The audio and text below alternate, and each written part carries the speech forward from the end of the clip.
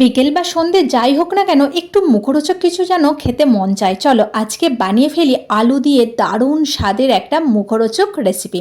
দেখো প্রথমে আমি এখানে 1 কাপের মতো ময়দা নিয়েছি আর তাতে দিয়ে দিচ্ছি কালো জিরে। একটু কালো জিরেটা বেশি পরিমাণে আমি এখানে দিয়েছি। এরপর লবণ দিয়ে একটা ডো বানিয়ে নিয়েছি আর এখানে আমি একটা বড় সাইজের আলু সেদ্ধ করে নিয়েছি, তাতে একটু ধনে গুঁড়ো, জিরে গুঁড়ো আর দিয়ে দিচ্ছি লঙ্কা গুঁড়ো আর লবণ দিয়ে ভালো করে আলুটাকে হাত দিয়ে মেখে নিয়েছি। এখানে ভাজা জিরে আর ধনে ব্যবহার করেছি। এরপরে দেখো ওই যে ডোটা বানিয়েছি সেটা দিয়ে একটা বড় রুটির মতো করে বেলে নিয়েছি আর তার ওপর থেকে এইভাবে যে আলুটা মেখে নিয়েছিলাম সেটাকে খুব ভালোভাবে কিন্তু লাগিয়ে দিয়েছি। এরপর ছুরি দিয়ে এই যে এইরকম সাইজের করে আমি কেটে নিচ্ছি। দেখতেই পাচ্ছ কিভাবে কাটছি, একটু সরু সরু করে কেটেছি আর তারপর এইভাবে গোল গোল করে পাকিয়ে রেডি করে নিচ্ছি। ঠিক এইভাবেই কিন্তু পাকাবে আর একটু চেপে পাকাবে। এইভাবে প্রত্যেকটা টুকরো থেকে ছোট ছোট করে গোল গোল করে রেডি করে নিয়েছি। এই দেখো আমাদের কিন্তু একদম রেডি হয়ে গেছে। এরপর চলো তেল বসিয়ে দিই আর তেলটা গরম হতেই তাতে কিন্তু এগুলো একটা একটা করে দিয়ে ভালো মতো ভাবে ভেজে নেব। উল্টে পাল্টে খুব সুন্দর করে লালচে করে ভেজে নিতে হবে। একটু সময় দিয়ে ধরে ধরে ভাজতে হবে, তবেই কিন্তু এটা খেতে